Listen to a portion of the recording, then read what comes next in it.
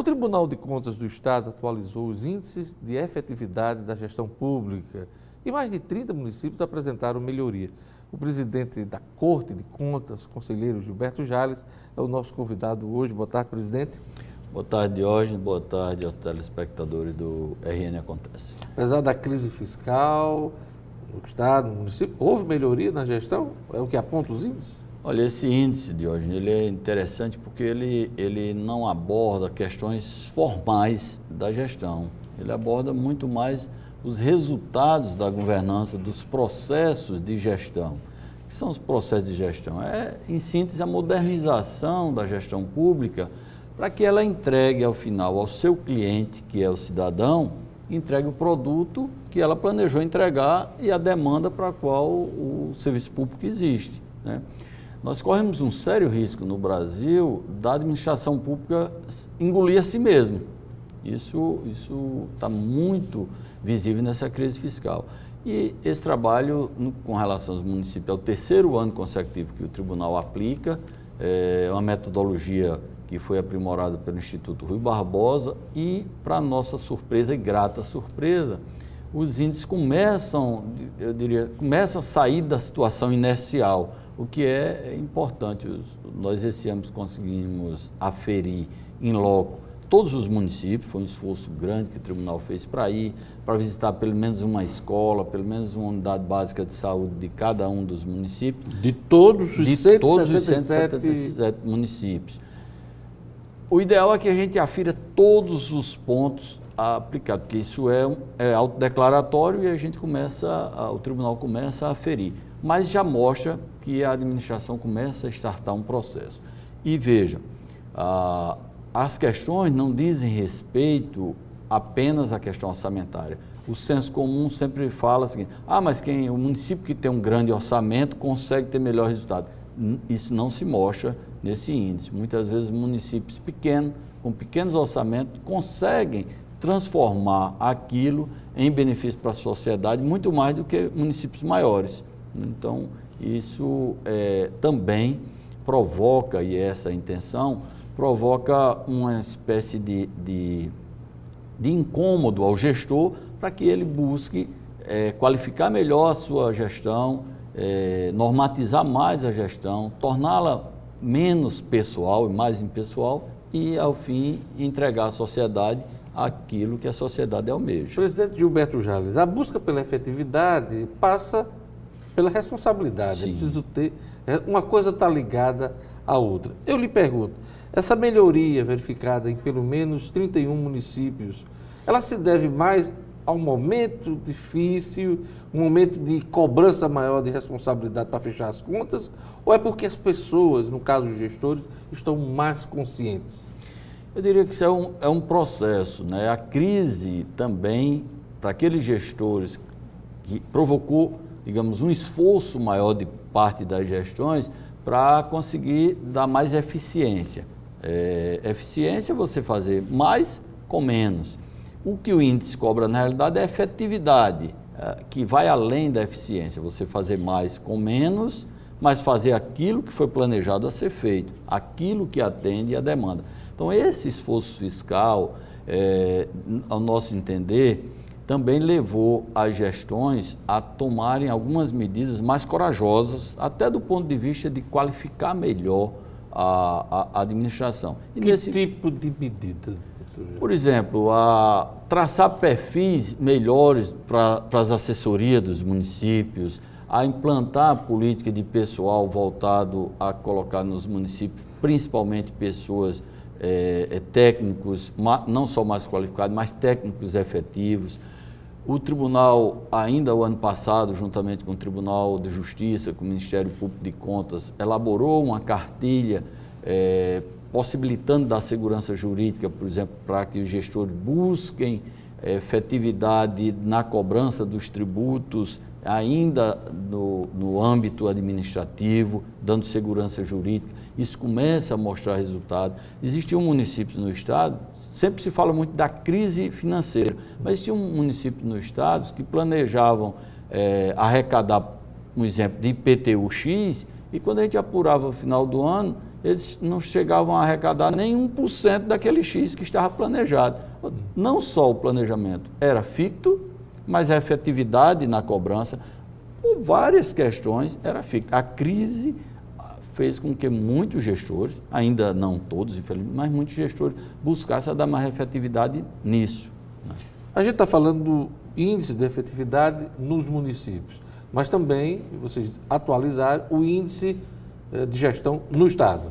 Como Isso, é que tá isso aí? No caso do Estado, a gente faz sempre essa ressalva, porque foi o primeiro ano. Só 12 tribunais de contas no Brasil fizeram, digamos, esse primeiro ciclo da efetividade. São índices em separado. Em separados. Né?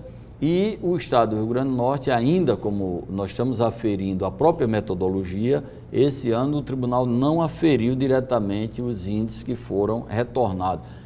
Basicamente, é um questionário que é levado aos gestores, eles respondem os questionários por secretaria, por secretaria. No caso da gestão estadual, principalmente saúde, educação, segurança. Aí veja, tem um formato em cada estado, por isso que essa metodologia está se aprimorando. No caso, tem estados em que dentro da segurança estão desde o sistema prisional até, por exemplo, o Instituto de Criminalística. Tem outros estados que ficam aferidos a secretarias diferentes. Mas o fato é que foi levantado tudo e também uma boa surpresa, instrumentos de planejamento no Estado melhoraram, embora ainda não começaram a ser utilizados na sua totalidade.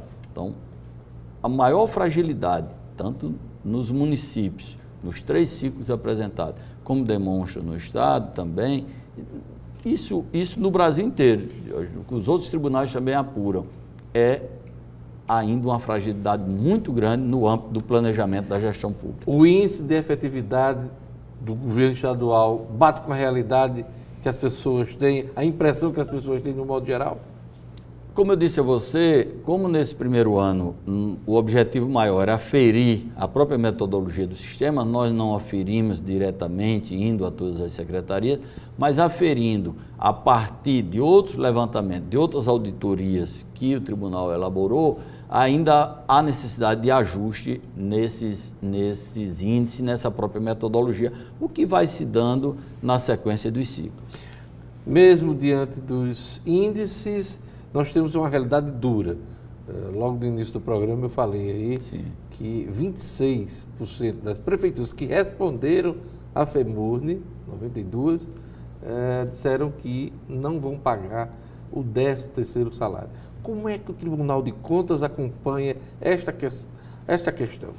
Olha, nós acompanhamos essa questão, primeiro, pela evolução da própria folha de cada um dos nossos jurisdicionados, sejam prefeituras ou câmaras.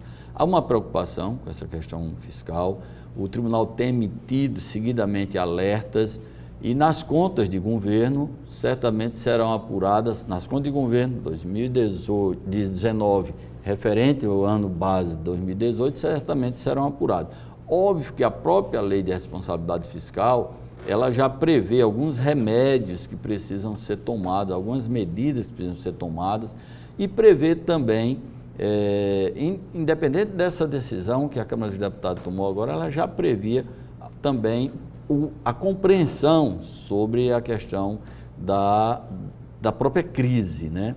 O importante é que quando essas contas chegarem ao tribunal, possa se aferir realmente se a crise efetiva, a grosso modo, ela se deu na própria queda das arrecadações, mas qual o esforço que cada ente fez para reduzir as suas despesas, mas também para ampliar as suas receitas. No caso do governo do Estado, a atual gestão já sinaliza de atraso do pagamento de dezembro e não tem condições de pagar o 13º salário deste ano. O que é que implica para o governador que está encerrando sua gestão agora? Ele será responsabilizado por isso, né? Obviamente, todos os atos de gestão, eles respondem, né, sejam positivamente ou negativamente, pelos órgãos de controle, né? O tribunal já vem alertando, inclusive, num trabalho inédito no Brasil, que é o acompanhamento da gestão fiscal, o acompanhamento concomitante da publicação dos relatórios. E essa crise ela já estava, digamos, prevista. O ideal é que os remédios fossem sendo tomados ao longo do tempo, para que esses remédios, cada vez, eles pudessem ser menos amargos, né? À medida que a crise se agudiza, os remédios certamente são remédios mais amargos. O servidor do Estado virou um purgante. Virou um purgante. Agora, no caso aí, pode deixar essa folha para o ano que vem? Pode deixar, inclusive com mudança de gestão? A própria Constituição do Estado do Rio Grande do Norte, ela prevê data, né, para pagamento de servidores. E isso certamente será analisado pelos relatores e pelo próprio tribunal quando das contas de gestão e das contas de governo. Embora o tribunal já venha alertando, emitindo os alertas, inclusive um ficou muito na mídia, muito discutido, foi parar inclusive numa demanda judicial junto ao Tribunal de Justiça do Estado, que foi da necessidade do Executivo republicar os relatórios de gestão fiscal. Porque, a nosso ver, Diógenes, eu digo isso à FEMURN, tenho dito reiteradamente aos prefeitos, aliviar as questões conceituais da lei de responsabilidade fiscal não resolve o problema, não vai colocar dinheiro no caixa dos municípios. Pode até aliviar o problema momentaneamente, mas não vai resolver. O que resolve é limitar a despesa ou ampliar a receita. Nós estamos chegando aí ao final do ano, tem um problema muito sério de pagamento de folha de servidor, como a gente já abordou, mas a questão também previdenciária. Sim. Essa discussão tem que ter uma solução? Tem que ter uma solução. Nós temos uma auditoria na questão previdenciária, uma auditoria que ela vai além só da questão numérica. O tribunal atuou nessa questão previdenciária, da fusão dos fundos, atuou não só no executivo municipal, atuou estadual também. É bom lembrar o nosso telespectador. Na capital, né? Na capital a atuação se deu no momento em que ainda houve tempo de abortar uma operação que estava em seguida. Porque isso não ocorreu no âmbito do governo do Estado? Não, no âmbito do governo do Estado, os saques do fundo foram resolvendo e se jogou para frente um problema, que agora ele chegou ao fundo do poço, porque não tem mais recurso no fundo e o déficit existe. Há necessidade, sim, de fazer algo forte, um remédio, como eu disse, mais amargo com relação a essa questão previdenciária. O déficit previdenciário do Estado tem crescido bastante e essa auditoria que nós fizemos, ela analisou inclusive questões com relação à própria governança da gestão da Previdência, né? O fortalecimento dos controles, e aí Justiça se Faça, o IPERN vem fazendo. Mas ainda está longe de atender, até porque já não tem mais o recurso financeiro para dar respaldo a isso. A realidade de hoje é que o sistema previdenciário está fora de controle. Por último, doutor Gilberto Jales, eu queria um comentário do senhor sobre essa questão da transição do governo. Há uma discussão aí da governadora eleita, Fátima Bezerra, com todos os poderes na questão orçamentária, de execução e principalmente de sobras.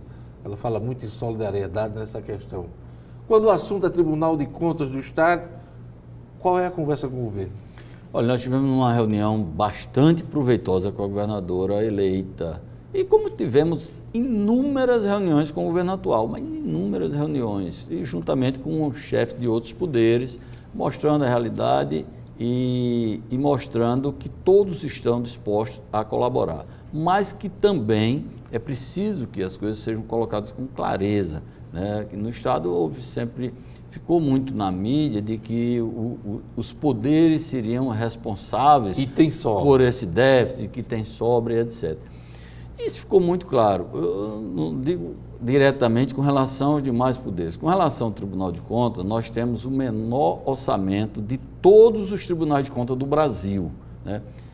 Virou um pouco de clichê, Diógenes, comparar o Rio Grande do Norte com a Paraíba.